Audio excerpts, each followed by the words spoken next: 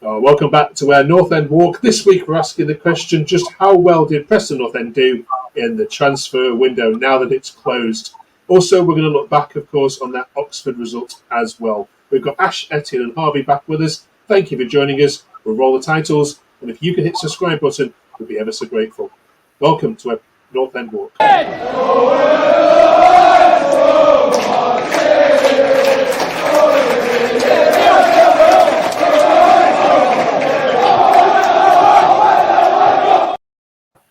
Welcome back, Ash, Etienne and Harvey. We'll get on to the Oxford result in a second, but first of all, the transfer window has now closed, so let's get into reviewing our thoughts on that. In the meantime, we want you to put in the comments below a number from 1 to 10. How well do you view the work that Preston have done?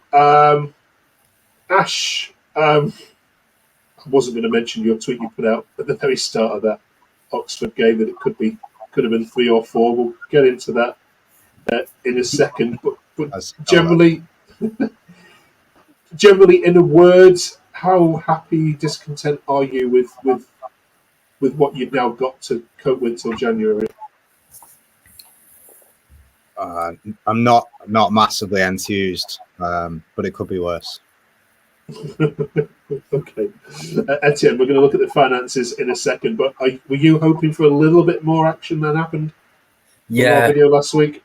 100%. I mentioned in the last video that I wanted a left wing back and a centre back, and you can argue that we got neither of them.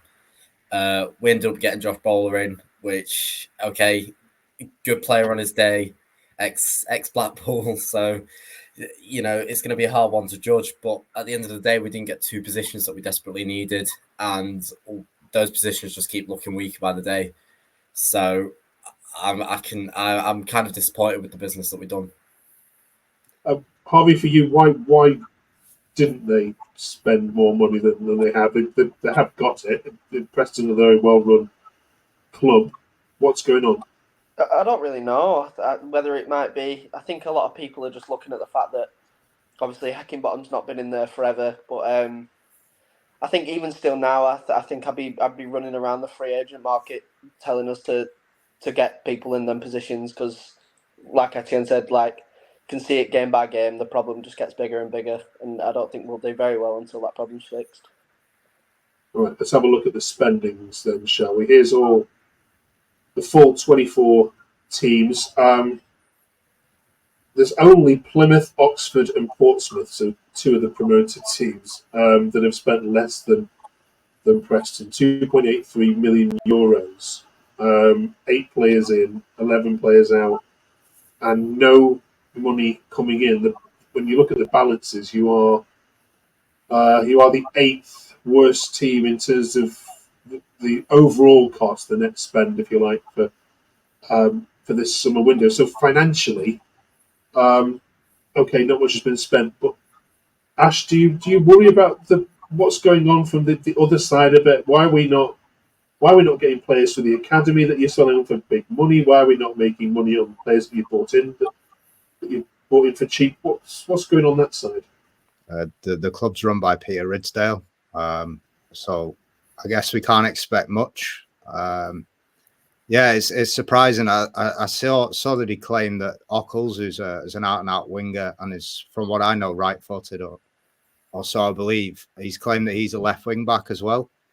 So it's a bit confusing, and I think we're mismanaging the funds. But yeah, it is what it is. Let's have a look at the players you did bring in then. We'll hopefully get the right bit up here. Press the right buttons. Well, actually departures, so we'll get the ones you brought in first. You can see by the very small list, impressive. So, yeah, so Ockles is a left winger. Are we having that, Etienne, yet? Yeah, I think I am having the fact that he played winger for Elfsborg and Utrecht, which just begs the question, why did we sign him? And if Heckingbottom wasn't in at that time, and we didn't even have a manager at that time. So it's confusing. It's really confusing because at that point there's not really a plan to play wingers, and we're going and spending most of our budget on a winger. It was just I'm very excited to see how he plays, and I really hope he fits in. But it's just such a confusing transfer. I don't know why we've done it.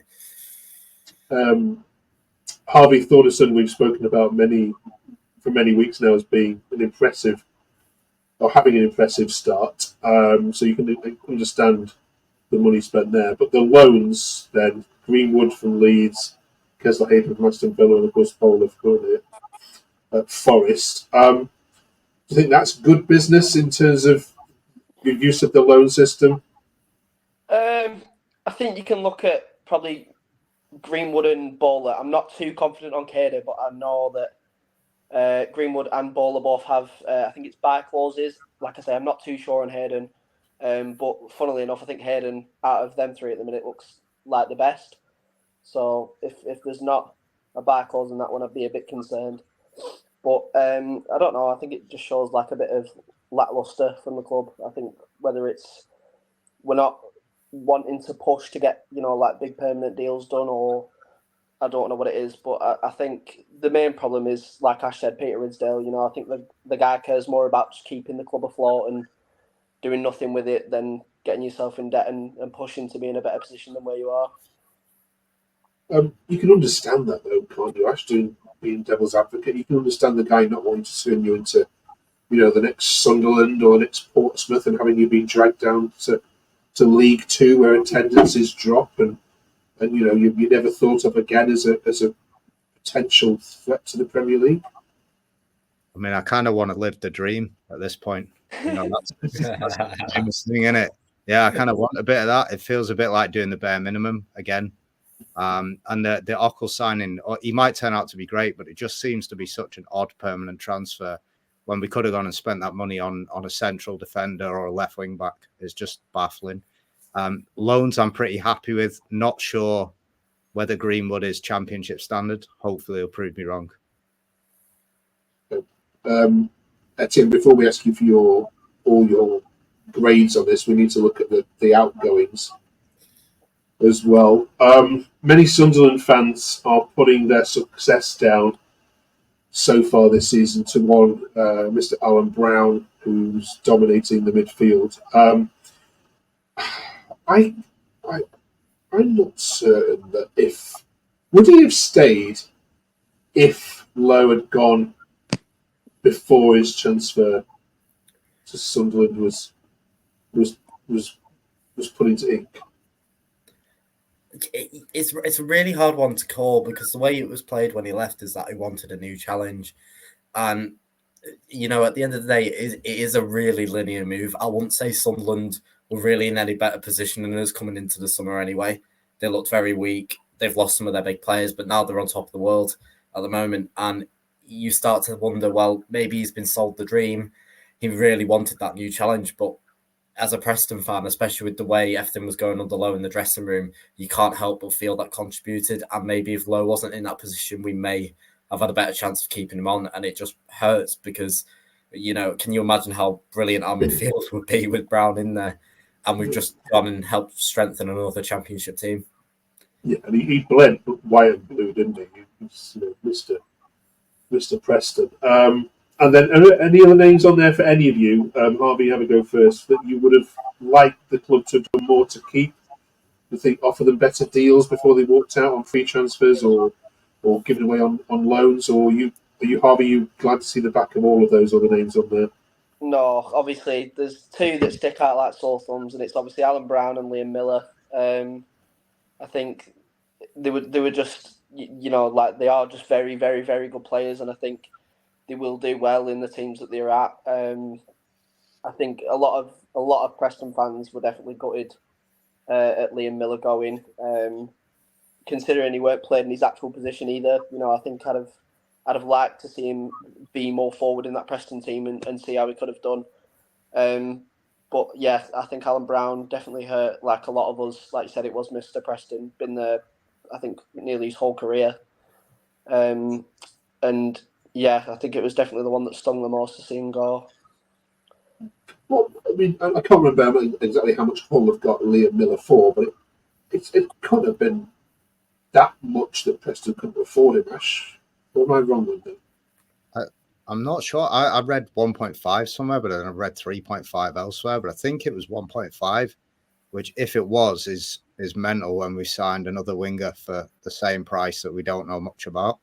And yeah, for me, I would have probably kept Lewis Lee as well. That's a bit disappointing to see him just go. I think eventually he would have been good enough. And Brown leaving is the reason I've not smiled since July. So. Okay. I think you smiled at that Luton result, didn't you, a couple of weeks ago? Yeah, it was just pain. Just wind. Yeah, okay. All right, then. Last final question on the transfer window before we talk about Oxford.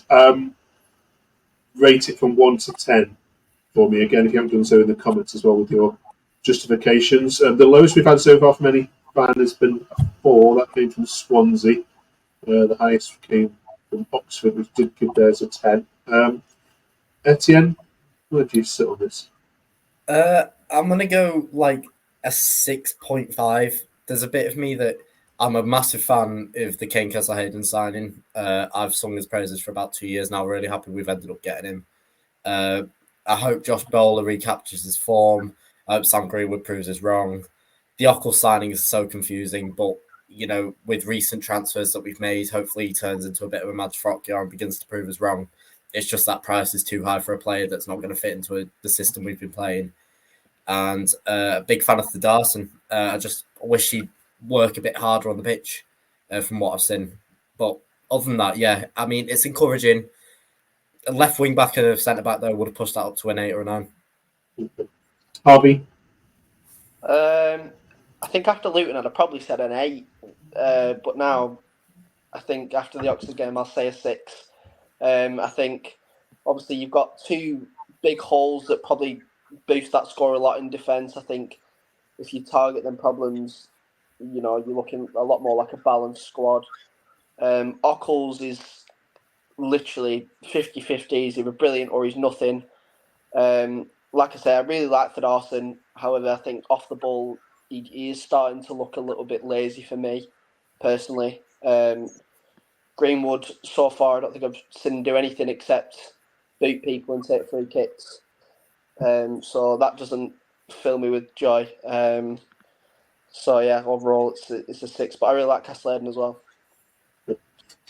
Okay, 2 6s, Ash. Any advance on that? No, I'm going to go 6 as well, and that's 1 point off for every defender we should have signed. And I think it could have been a lot worse, but it could have also been a lot better. And we're going to struggle. I think a new keeper would have massively helped us. Right, put your comments then in the comment box. We'll go on to the Oxford result now. Then I spoke to the Oxford fans earlier about what they viewed on you, and this is for 20 minutes you bossed the game and you were the better team, and if you'd have scored a second one, I'm not sure they would have been able to get into the game. But he made some tactical changes to Buckingham, and they went on to comfortably win it. Etienne, what was your view of what went wrong in that 20-minute period after the 21st minute? It just all seemed to really get away from us. I'm not sure whether it was just us really losing our momentum or Buckingham really putting that Oxford team to light. The equaliser, I mean, Freddie Woodman going walkies, what are you supposed to do there? That's just a massive player error.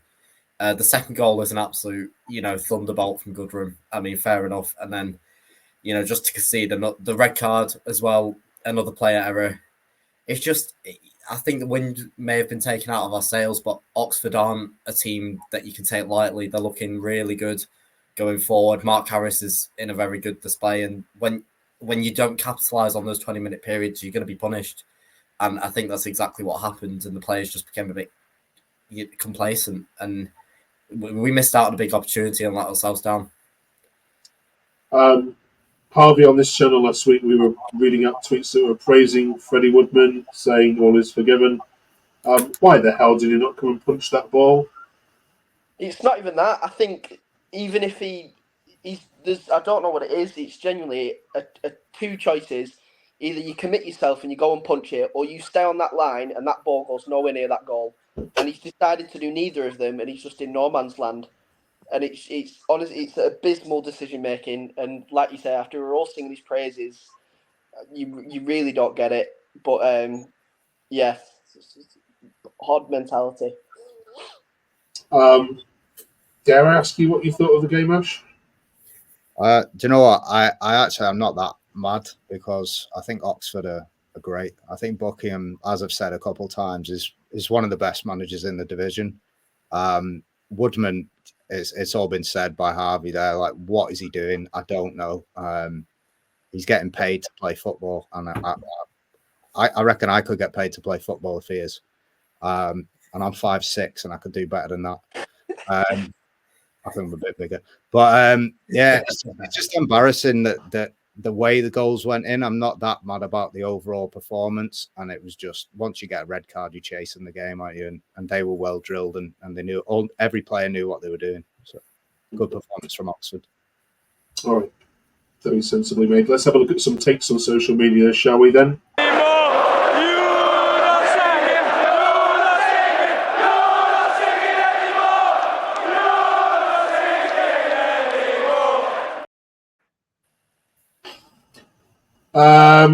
I think this all echoes everything you've just been saying. The first one, Etienne, the fans are fully backing Hecky, shame the board aren't. And Tillen, very sarcastically, says, who'd have thought that League One standard players in the back line aren't good enough? Jay says, Woodman needs to get his head a wobbly. Very good assessment from the gaffer. I mean, his comments actually after the game I thought was spot on. Hecky bottom. What about this one, though, Etienne?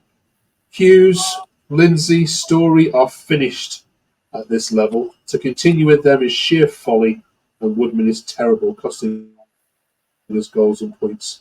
We need overseen in and a back three who can turn faster than the QE team. Is he right? He's right with Hughes and Woodman. Woodman has lost a lot of standard, and we could really do with just releasing him at the end of his contract and go and get a goalkeeper who's at least capable of saving shots and making decisions.